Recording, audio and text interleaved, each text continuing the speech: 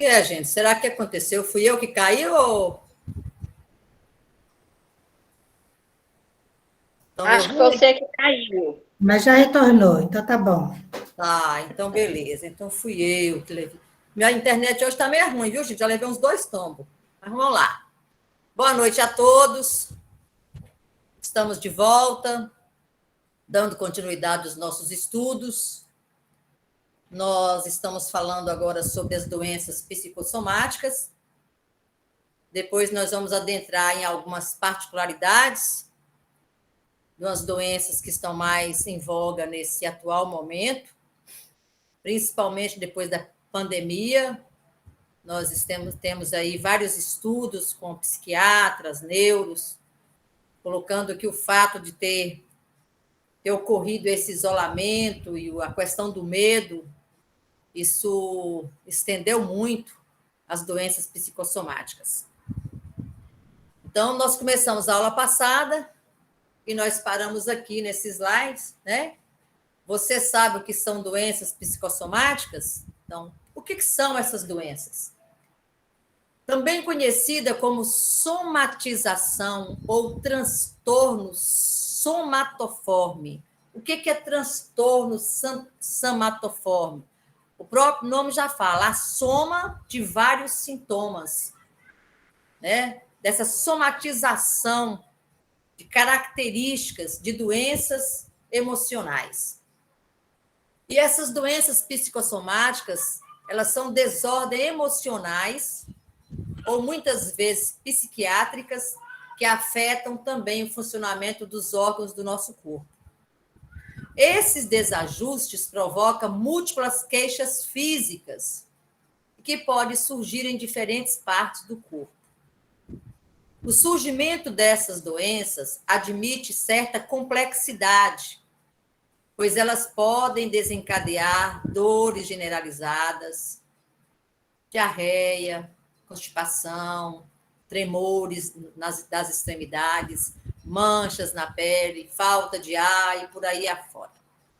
Entretanto, esses sintomas, eles não podem ser explicados por nenhuma alteração orgânica. Porque as pessoas têm todas essas sensações, têm toda essa soma de sintomas, mas na hora que faz o exame, o diagnóstico não confirma uma determinada doença. Então, não aparece nenhuma doença que possa ocasionar esses sinais. Então, isso está trazendo um grande desespero nas pessoas. E como a nossa mente ela é muito hábil, né, para guardar situações, acontecimentos, vivências, e, ao mesmo tempo, também nós temos uma mente muito rica para simulação de efeitos. Então, se a gente cismar que a gente está com problema cardíaco, daqui a pouco a gente vai começar a sentir todas as sensações dessas doenças. E por que isso? Porque existe aí a somatização que vai ocasionar os sintomas e a gente vai buscar explicar os sintomas através de uma doença. É tanto que a gente, né, às vezes tem mania. Eu passei mal. Aí você vai lá no Google e coloca, eu senti isso, isso, isso. O Google vai lá e te responde. Você tem várias doenças. Aí você fica procurando. Mas qual é? O meu sintoma aparece com o quê? Então, a gente está muito envolvido, sabe, nessa situação, porque o sofrimento da alma é muito grande. E quando o sofrimento da alma ela chega a um determinado ponto, um limite, aí o corpo começa, então, a sofrer. Então, a gente costuma falar que a mente adoece e o corpo sofre, justamente por isso.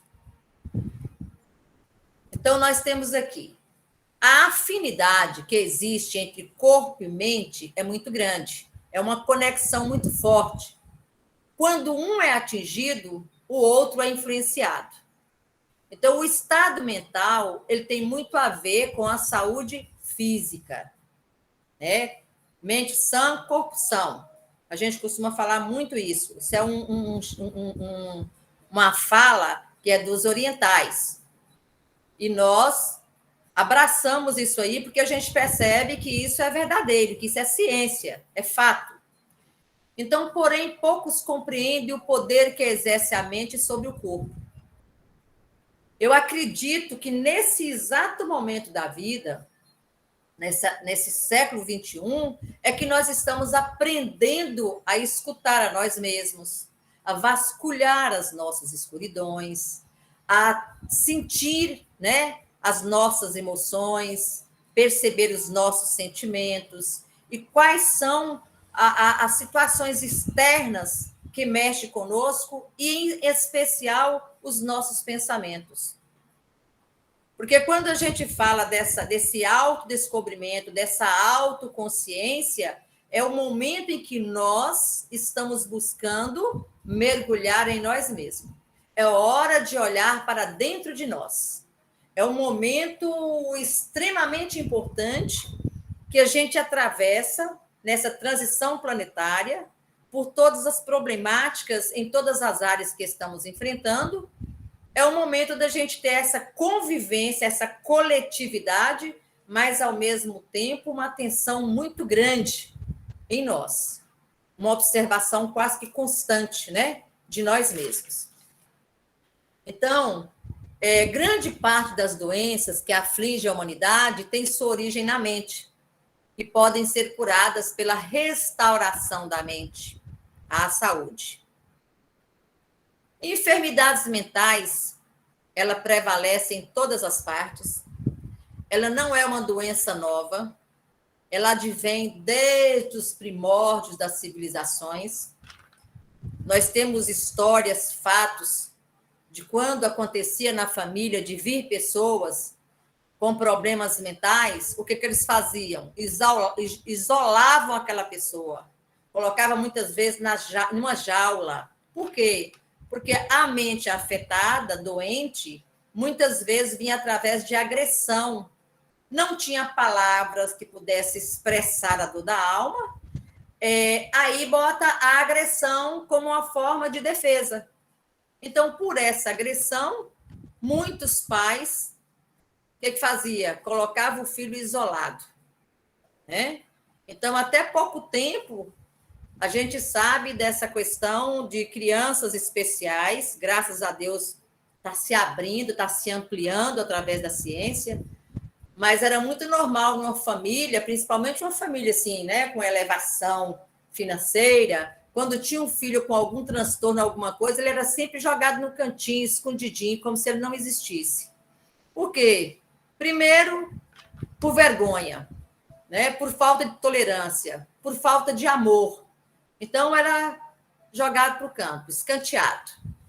Mas hoje nós estamos percebendo que isso está tão intenso, que, inclusive, até os processos de obsessões, as doenças mentais que estão ocorrendo, a fragilidade da alma, tem mudado os processos obsessivos.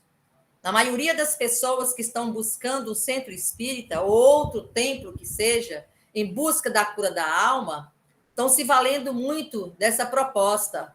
Eu estou muito ansiosa, eu estou com síndrome do pânico, eu estou com estresse, eu estou na tristeza profunda, eu não consigo ter concentração. E se você começar a fazer uma análise de informações desses sintomas, né, nós percebemos que aí tem duas situações. Tem o problema físico, tem o problema psicológico, né, que é da própria mente, relacionado a traumas de passados, e tem também o problema da influenciação. Por quê? Porque nós vivemos em uma sintonia, em uma frequência vibracional. Aquilo com que eu estou convivendo, que eu me afino com as minhas ideias, é com aquelas pessoas que eu estou criando laços. Como eu estou em baixa vibracional, em uma tristeza, com depressão, só choro, síndrome do pânico, quem vai estar do meu lado? Espíritos também que estão com esses mesmos processos. Então, aí são duas cargas. É uma carga mental, que é do próprio espírito, da sua fragilidade, referente ao processo da reencarnação, e uma carga psicológica, que se refere em o que realmente, ou quem realmente é aquela pessoa, aquela doença que ela está ali desenvolvendo naquele momento. Então, 9/10 das doenças das quais os homens sofrem tem aí a sua base. Isso é ciência, isso é comprovado. Então, tudo que nós sentimos parte da mente. Todas as nossas doenças advêm da mente, da forma de viver, da forma de pensar, da forma de agir, da forma de conduzir, das palavras que fala, dos embates que tem. Então, a gente tem que ter muito cuidado, né? Quando a gente está num processo que a irritabilidade está muito grande e você, então, começa a fazer essa transferência, esse jogo de palavras como uma forma de botar para fora. Então, isso aí é o quê? É uma sintonia que você busca com quem está ao seu derredor. Então, as doenças psicossomáticas, o transtorno de sintomas somáticos, são condições provocadas por alterações emocionais e que causam sintomas físicos, como dor, falta de ar, coração acelerado, tremores ou diarreias, vômitos e por aí afora, né? Então, eu coloquei aqui, ó, mostrando aí essa pessoa com todos os sintomas. Então, ele está com dispneia, que é a falta de ar, alterações gastrointestinais, náusea, diarreia, taquicardia, coração acelerado, fadiga, um cansaço e a disposição, que a gente chama, ai, que preguiça, meu corpo está ruim, parece que eu estou sem energia, parece que sugaram minha energia. A gente vai usando muitas palavras para a gente poder entender o que está acontecendo conosco. O primeiro plano relacionamental de qualquer indivíduo chama-se família. É na família, né? E problemas nesse âmbito pode gerar sofrimento emocional e, consequentemente, doenças psicossomáticas. Mas por que na família? Primeira célula, primeira casa de convivência social que o ser humano tem. Pai, mãe e irmãos. Então, nesse ambiente de família, na fase da infância, pode-se adquirir problemas que, na fase adulta, ela vai começar a sentir. Porque são problemas emocionais que advêm da situação daquela família. Famílias, às vezes, desorganizadas, desequilibradas, o pai bebe muito, brigas dentro de casa, pai que bate em mãe, que espanca filhos, filhos que usam drogas. Então, se você parar para analisar a constituição familiar, nós vamos perceber a importância que a família tem no nosso desenvolvimento, em todos os aspectos, e nós, como espíritos, nessa vivência altruísta de querermos sobressair nessa estrada junto ao Cristo. E nós sabemos também que não existe nada errado. Nós estamos na família certa, no lugar certo e na hora certa. Porque tudo que nós estamos atravessando, na verdade, são instrumentos para que possamos forçar, assim, o nosso embate perante a vida. Então, a família, ela é o primeiro plano relacionamental. O mesmo depois do desenvolvimento ocorre no relacionamento amoroso, nas amizades que passamos a constituir, decepções amorosas, decepções com amizade, situações repetitivas que parecem, mas que coisa, comigo acontece sempre isso comigo. Vamos refletir, né, que isso aí é assunto lá para frente também, esses atos repetitivos, que a psicanálise ela aborda isso muito bem. Eu estou preparando para lá na frente a gente falar sobre isso, né? Então, são situações que as pessoas muitas vezes se sentem o quê? Rejeitada. Elas não se sentem amadas. Então, isso aí vai trazendo mágoa, vai trazendo sentimento de eu sou vítima, ninguém me ama, ninguém me escuta, ninguém me entende. E a pessoa ela vai entrando num processo de uma baixa de autoestima. Ela vai entrando em queda. E aí ela vai constituir algumas situações para tentar ir contra essa barreira. E o que vai fazer essa criatura? De repente, cada um de nós temos as nossas defesas. Aciona-se um gatilho e nós temos uma defesa para tentar driblar esse gatilho. Aí nós podemos usar de agressividade, podemos usar de mentiras, podemos usar são os nossos recalques, né? A gente começa a botar para fora da melhor maneira para que a gente possa se sentir mais liberto, mais aliviados. Então, isso nos possibilita ter um conhecimento maior do ser humano, compreender cada um que está ao nosso derredor. Por que um é tão falante e o outro é tão silencioso? Por que um é tão amoroso e o outro é tão agressivo? Então, se você começa a fazer a comparação dessa dualidade na vida, para compreender o ser humano, cada um é uma grande escada onde cada um está no patamar, cada um está no seu deck. E nós precisamos, então, respeitar. Então, isso pode fazer com que determinadas dores surjam como forma de manifestação emocional. O quê? O que nós pensamos, nós vamos acumulando. É como uma torneira que vai pingando e ela vai enchendo. Uma hora ela vai entornar. E isso vem através de quê? De manifestações do nosso emocional. Então, a gente, hoje, nós já sabemos, eu coloquei atenção bem grande aí, não devemos negligenciar algumas situações que sentimos. Às vezes, nós temos uma dificuldade de buscar ajuda, porque a gente, mas eu já nasci assim, eu sempre fui assim, essa tristeza me acompanha há muitos anos, no dia que eu morrer, passa. Às vezes a gente escuta isso, que é um absurdo. Mas por quê? Porque nós estamos negligenciando a nós mesmos. E isso vai agravando o nosso quadro e os nossos sintomas e transformam em doenças físicas. Quando a doença já vem para o corpo, significa que o espírito não deu conta de melhorar.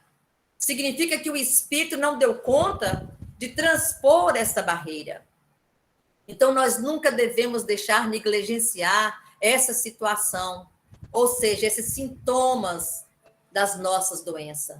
Uma mente atordoada, desequilibrada, tristeza muito grande, muito desespero, aquele desconforto emocional, dor no peito. São tantas sensações que nós sentimos diuturnamente, e isso aí vai nos trazendo problemas que a gente vai tentando driblar. Amanhã eu melhoro. Aí você toma um remedinho, aí você vai ali, aí você fica buscando, toma um chazinho, uma aguinha com açúcar, e a coisa ela vai avolumando. Chega um momento, porque é um processo de ela está implodindo.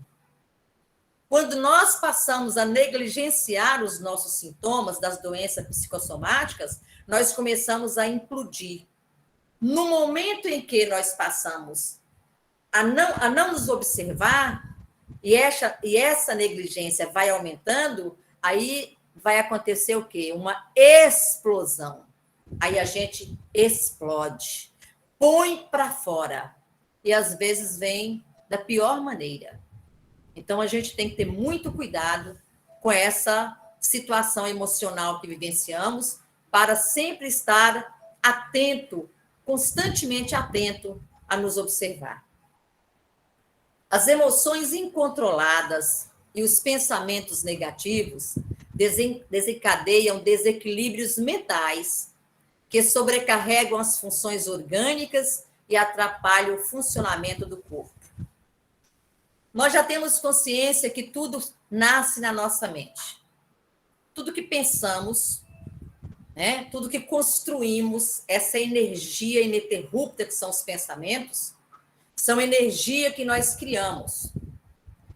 E essas energias, quando ela é muito de pensamentos negativos, ela desencadeia, então, processos de desequilíbrio mental, uma desarmonia psicológica, e vai sobrecarregar as nossas funções orgânicas.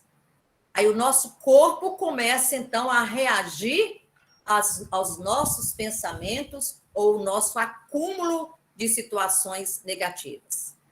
As doenças psicossomáticas estão relacionadas ao controle das emoções. Se você não tem controle das suas emoções, dos sentimentos, se você não tem vamos dizer assim, usar da razão, né, para entender os pensamentos, as manifestações do inconsciente, porque quando tudo isso começa a acontecer, é uma sinalização que tem questões mal resolvidas e que está sobrecarregando o nosso interior. Sobrecarregando o nosso interior é o momento da luz amarela ligar. Atenção! Por que eu estou sentindo mal direto? Por que os meus pensamentos estão tão pesados? Por que eu estou sentindo sintomas que eu busco o médico, procuro, faço avaliação e não consigo encontrar uma doença que condiz com os sintomas que eu estou tendo? Então, isso ocorre por diversas questões, especialmente aquelas ligadas às experiências ruins e traumas que não foram superados. Eu trouxe aqui para a gente poder entender o nosso cérebro, né? Desculpa, gente, deixa eu voltar. Nosso cérebro. Nós temos, as fotos são iguais, mas só para mostrar. O inconsciente, né, é a metáfora do iceberg. Essa pontinha aqui de fora é o nosso lado consciente. Ou seja, é tudo aquilo que nós estamos vivendo, aquilo que facilita a nossa compreensão, que nos oportuniza entender o processo. Nós sabemos que existe algo, então isso é o nosso consciente. Nós temos essa visão, essa clareza, uma percepção. É o momento em que nós fazemos a avaliação de quem somos, é o momento em que nós focamos a atenção para nós, observando o que está acontecendo. Então, tudo que nós temos noção, que está ao nosso externo e ao nosso interno, nós chamamos de consciente. Tem um filósofo um filósofo inglês, ele fala que a consciência representa a autoconsciência. Olha, você vê, consciência representa a autoconsciência. Por quê? Porque é que nós estamos cientes de tudo. Nós temos consciência do que está conosco. E ele fala que essa consciência é a percepção do nosso eu. Então, é a busca da nossa identidade. Depois nós temos a pré-consciência. O que é a pré-consciência? Que também é chamado de subconsciente. Nós podemos dizer que é aquilo que está fora da nossa consciência, mas que muitas vezes ela aproxima da nossa consciência. São lapsos de situações, de vivências que nós possuímos e que muitas vezes ela entra para o consciente e retorna. Então, nós temos aí, no consciente, nós temos os nossos objetivos, a razão, a análise, as sensações, as reflexões, os pensamentos, a memória funcional, a força de vontade. Nesse pré-consciente ou subconsciente, nós temos aí os nossos medos, os nossos traumas, os nossos desejos, as nossas compulsões, as nossas crenças limitadas. E junto com esse subconsciente descendo, nós temos o inconsciente, que é chamado do mais profundo. Ele é profundo e interessante, porque ele é a avaliação das nossas vivências, das nossas experiências. E muitas vezes fica ali escondido. Você sabe quando a gente faz uma limpeza na nossa casa e estamos preguiçosos e a gente levanta o tapete e fala assim, eu vou jogar um bocado de coisa desse tapete, que quem chegar vai ver que está tudo bonitinho, mas se você olhar debaixo do tapete, está tudo sujo. Muitos de nós somos assim. a gente apresenta muito bem vestido, com sorriso, né? Alegre, extrovertido. Mas se parar para fotografar a nossa identidade real, chora. Tem uma expressão que eu achei super interessante esses dias, que a pessoa falou assim, você está bem? Ela, para uma fotografia, estou ótima, mas para uma radiografia, estou péssima. Eu achei muito, muito bacana, né? Então, significa que, de frente, eu me apresento, estou ótimo, estou bem. Quem vai falar que eu não estou bem? Eu sei driblar as minhas limitações, eu sei esconder os meus defeitos, as minhas mazelas. Só quem me conhece é que vai entender um pouco de mim. Mas eu consigo driblar. Então, quantos de nós não fazemos esse papel? Somos dribladores, somos personagens em cima de um palco. Mas, se olharmos para dentro, e nos nossos momentos de solidão, quantos de nós não choramos nos nossos travesseiros? Quantos de nós, em oração, falamos, Deus, você esqueceu de mim? Pai, tem de misericórdia, olha o que eu estou vivendo. Então, gente, a nossa vida é assim, escondendo as poeiras debaixo dos tapetes, porque ainda não temos capacidade de entender de fato quem somos. Nós não nos conhecemos na realidade. Nós só conhecemos uma pontinha do iceberg. Nós somos esse todo, é o nosso eu verdadeiro. Então, quando a gente, nesse momento, através desses estudos profundos que estamos fazendo, conhecendo o corpo humano, tanto na sua parte física, quanto na sua parte mental, espiritual, psicológica, da nossa psique, nós vamos perceber tantos de coisas que vivem dentro de nós e que nós ainda não aprendemos a conviver, a entender, a avaliar. É por isso que nós, às vezes, falamos assim, qual seria a minha reação se em determinado momento eu me deparasse com esse fato? Aí você pensa assim, não tem noção o que aconteceria comigo, não. E vai que, de repente, acontece. Aí você fala assim, nossa, eu não imaginei que eu teria aquela reação. Por que isso? Porque nós não nos conhecemos emocionalmente.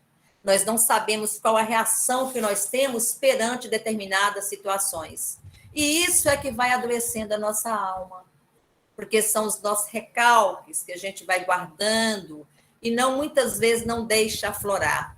E quando nos permitimos aflorar ou mergulhar nesse subconsciente ou nesse pré-consciente em busca dessas nossas verdades, a gente começa a entrar num processo de crise, que nós chamamos de crise existencial.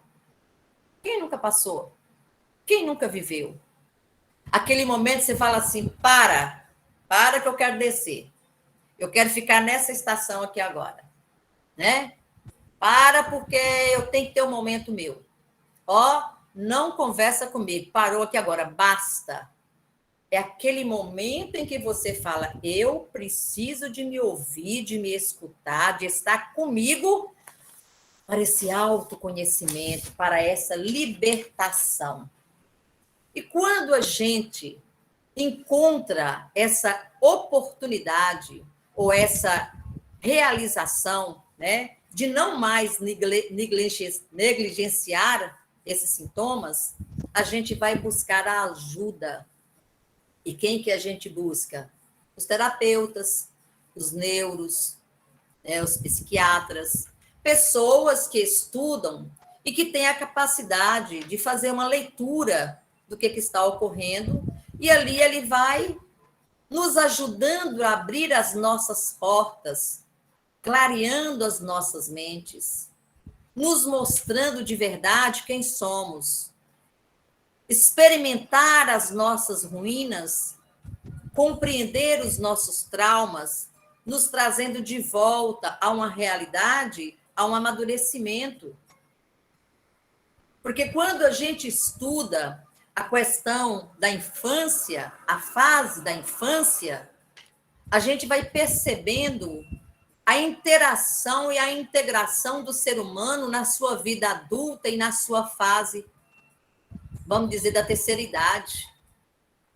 Quantas pessoas nós vemos aí de 60, 70 anos que está vivendo a infância, que está vivendo a adolescência, parece que não passa, são fases que não tem um ciclo fechado, né? A gente às vezes fica, meu Deus, mas como é que pode? Esses dias eu tive uma oportunidade de conversar com uma amiga minha, que foi amiga de farra de muito tempo, de sair, de passear, de viajar e tudo. Aí eu encontrei ela, falou, continuo na mesma vida. Aí eu brinquei, que dia você vai parar? Ela falou, não sei, mas o dia que eu parar, acho que vai ser de uma vez, vai ser uma freada só. Eu falei, eu não tenho mais espírito para sair, para sentar, para beber, os papos, não tenho mais essa... Eu prefiro ficar só, eu prefiro um bom livro, eu prefiro um bom filme, muitas vezes o meu silêncio. Por quê? Essa organização são ciclos que a gente vai fechando. Nós temos que respeitar as nossas idades. Isso não implica que a gente deixe que a nossa criança, né, sempre esteja presente, de ser alegre, de ser ativo, de conversar, de passear, de brincar. Deixar que a nossa criança se manifeste em todos os momentos da nossa vida, em todas as idades, mas com decência, com moralidade, com responsabilidade. Porque essa dificuldade de fechar o ciclo é a dificuldade de olhar para dentro de si mesmo. Eu costumo fazer sempre nas minhas palestras, nas minhas falas, eu coloco, quando as pessoas vivem geralmente em som muito alto, ou envolvida com muita gente, ela escorrega que ela não quer ficar sozinha. Porque o fato de ficar só faz escutar as batidas da alma, as batidas do espírito. Ei, me escuta. Ah, tô angustiada, tô triste, eu vou sair, eu vou arranjar uma turma ali, vou passear, vou ver gente, eu vou beber, eu vou distrair, eu tô precisando é disso para me relaxar.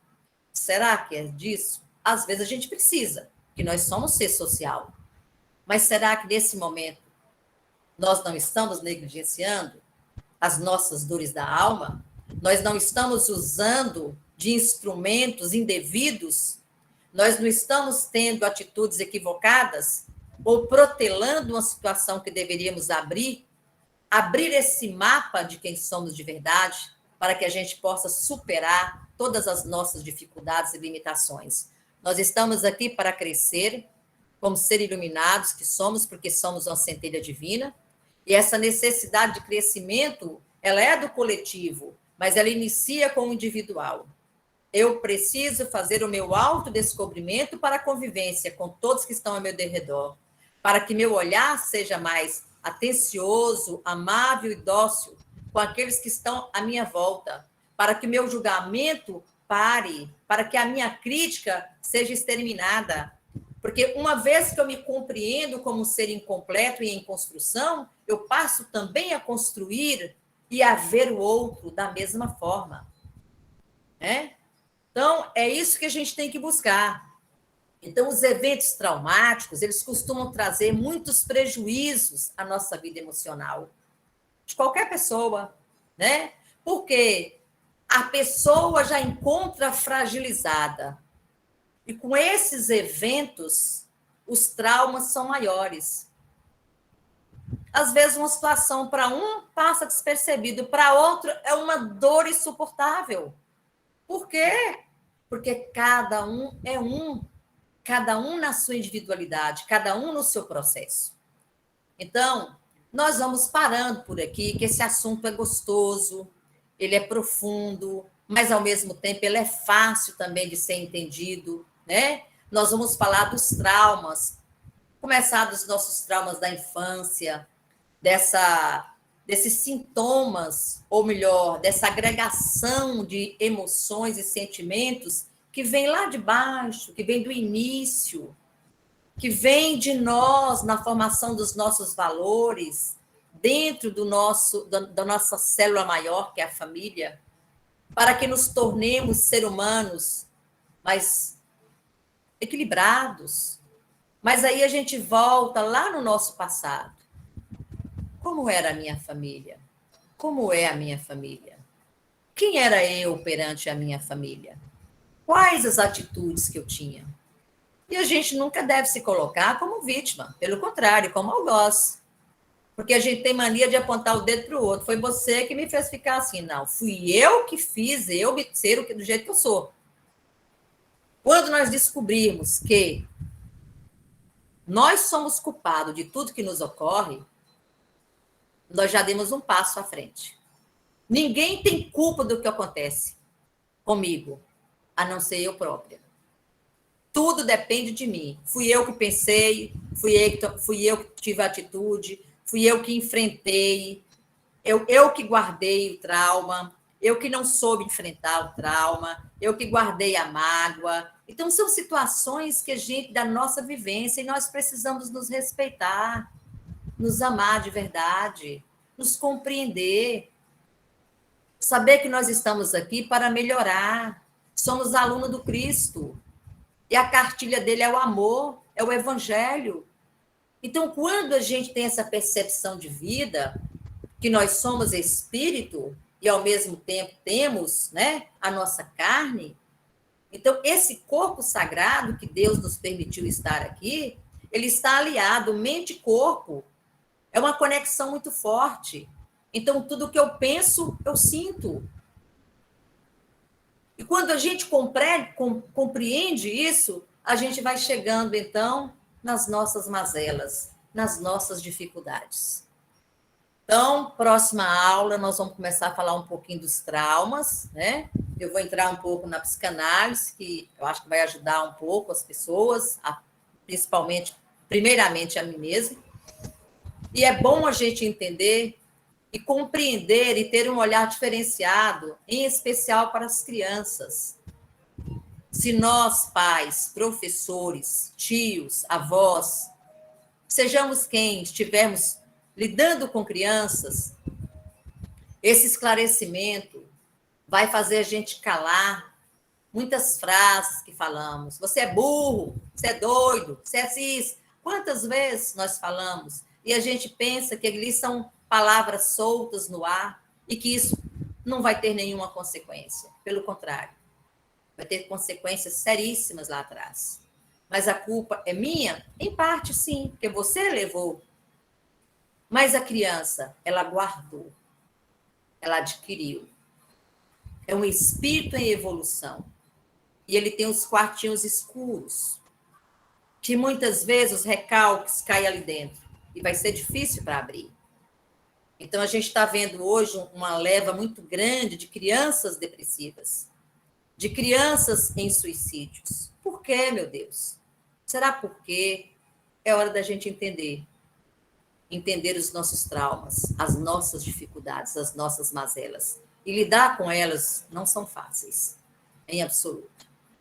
Então, desculpa, eu passei um pouquinho do horário, o assunto é gostoso, é empolgante, mas a gente encerra aqui agradecendo ao nosso querido Natécio França, esse coordenador dos estudos e toda a sua falange bendita que nos acompanham, que nos intui na montagem desse trabalho, que nos traz, muitas vezes, frases, falas, para a gente poder refletir, analisar e montar. Agradecer a nossa casa bendita, a Casa do Amor e da Caridade, Mensageiros da Luz, que acolhe a todos nós, que norteia a nossa vida, que nos faz sentir centelhas divinas do Pai, que ele nos faz sentir o amor para com cada um de nós. Agradecer ao grupo voluntário, a parte física, que coordena aquela casa, dos irmãos que estão unidos pelo compromisso, pela amizade, pelo amor fraterno e, acima de tudo, pela boa vontade de um auxiliar o outro, mãos dadas, ombro a ombro, coração conectados, para que possamos crescer juntos e, ao mesmo tempo, acolher a tantos que ali adentram com lágrimas pesadas, com o coração tão sofrido e angustiado. Que Deus nos permita sempre estarmos alerta aos estudos, aos esclarecimentos, mas, acima disso, tudo que estamos aprendendo, colocar em prática através da caridade, primeiramente para conosco e depois para com o próximo, porque nenhum cego consegue levar outro cego. É necessário que nos iluminemos, é necessário aprendermos para que possamos repassar para o outro o pouco que já sabemos, ensinando o caminho do amor, o caminho do perdão, o caminho da paz e o caminho da esperança. Gratidão, Senhor, por tudo que tem nos dado, por tudo que tem nos permitido, mas, acima de tudo, pelas suas bênçãos incessantes que recai sobre nossos lares diuturnamente. Que assim seja, graças a Deus. Obrigada a todos pela paciência, pelo carinho, e a gente continua na nossa próxima aula.